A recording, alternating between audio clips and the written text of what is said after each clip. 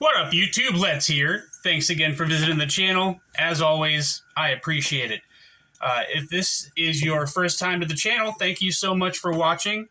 If you would be so kind, please just go ahead and hit that thumbs up button just for the algorithm. And if you enjoy the content, please subscribe to the channel.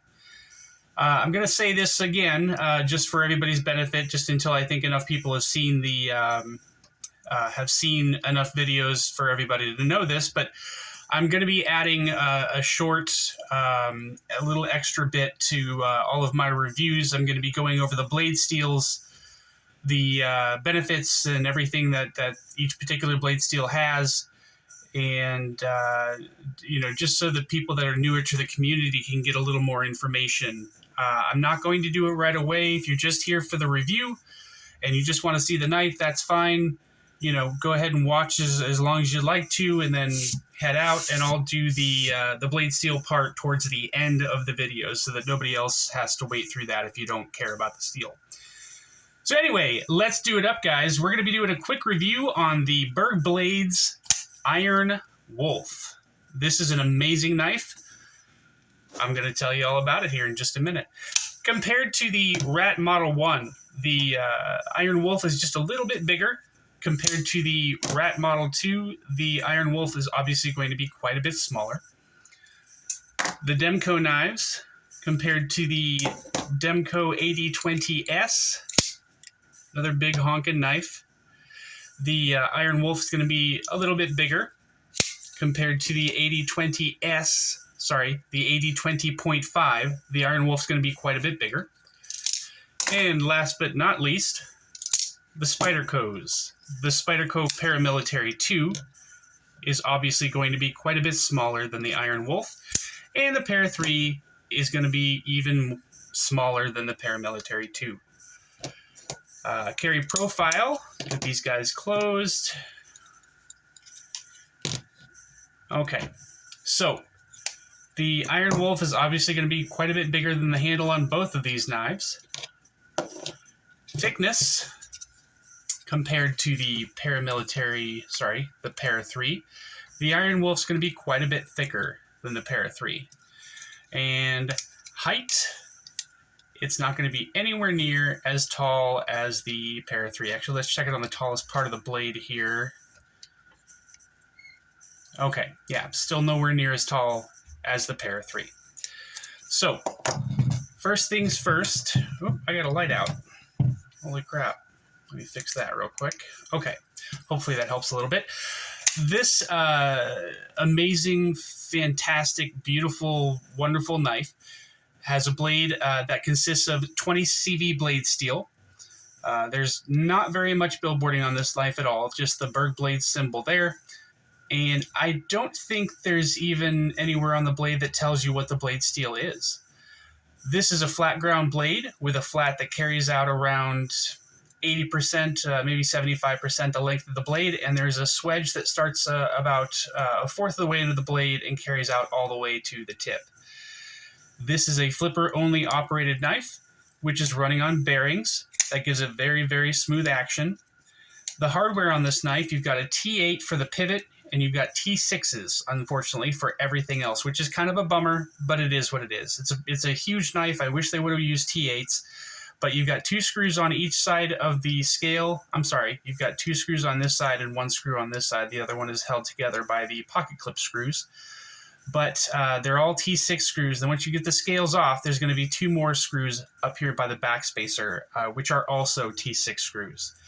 The pocket clip, which is a milled titanium pocket clip, which I love the way this pocket clip looks on this knife, is also held in by T6 screws.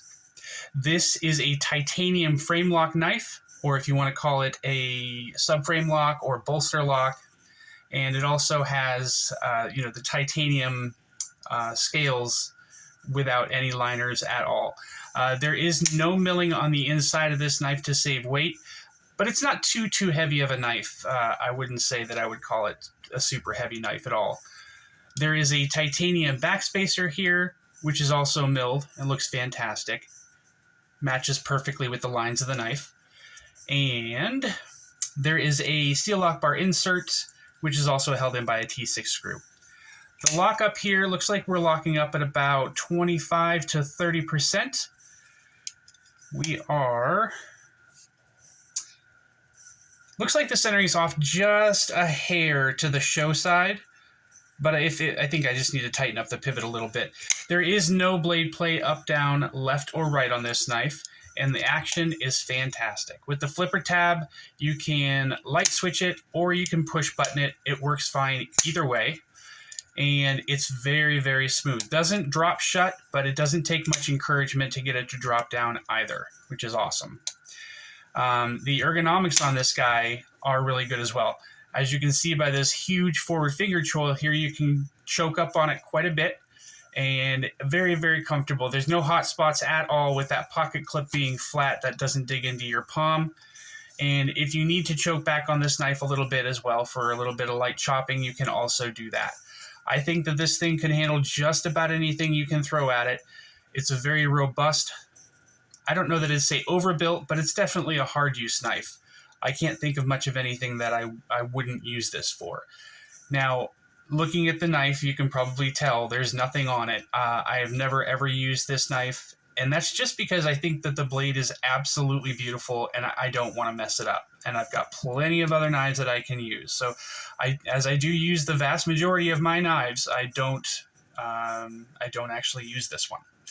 There is a little bit of jimping up here on the spine of the blade, which is perfectly placed.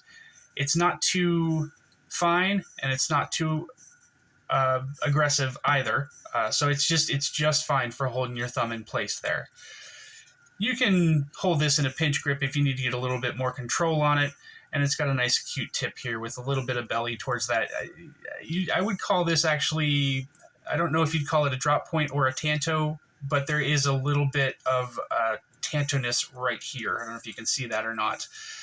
But I think for argument's sake, I'm just going to call it a drop point for now. This is a $325 knife, which, believe it or not, is actually still available. I thought this was sold out, which is why I waited so long to do the review on this guy, but it's actually still available on Berg's site for $325.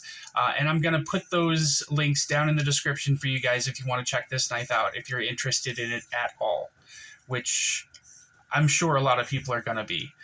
I can't remember if I said or not, these scales are canvas micarta, which looks absolutely beautiful. It's very smooth, but the way these lines are set up on the knife, you've got enough area here to get a really good grip on it without having to have too much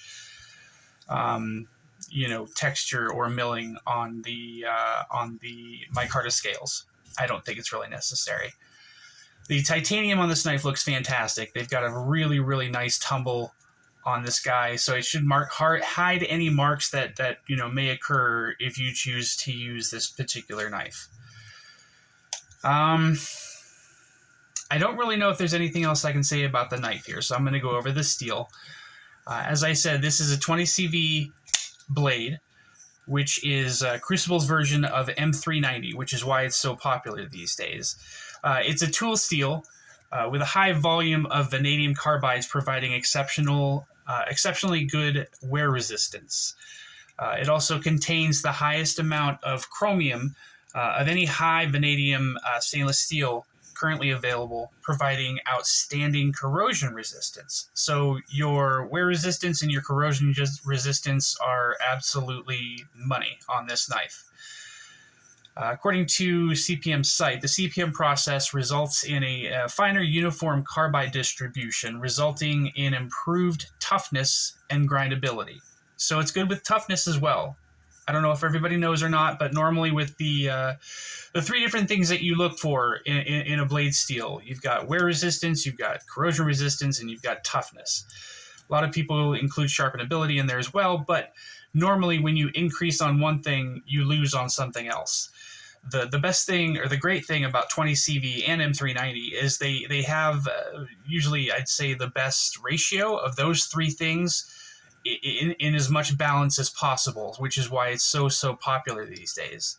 The typical application for 20 CV is high performance, long wearing cutlery, plastic injected screws and dies, wear components for food and chemical processing, and it contains the elements carbon, at 1.9%, chromium at 20%, which is why this is such a good corrosion resistance knife. The 20% chromium, I think at 12% is when you begin to call a knife stainless steel, or a blade stainless steel, sorry. So at 20%, that's just super duper extra corrosion resistance, which is fantastic. It's also composed of vanadium at 4%, molybdenum at 1%, and tungsten, which is 0.6%. So that's 20 CV in a nutshell, guys. I think that's it for tonight. If you enjoyed... Oh, I'm sorry. Nope, I didn't do the blade stock thickness on this guy. I'm really sorry. I forgot to do that on my last video as well. I'm so stupid. Okay, so that's zeroed out good. And we are looking at 156,000 on the money. Bazinga. All right, guys. Like I said, I think that's it for this one tonight. I hope you enjoyed the video. If you did, please hit the thumbs up just for the algorithm and subscribe to the channel. I'd really appreciate that. Stay up, y'all. Take it easy. Bye.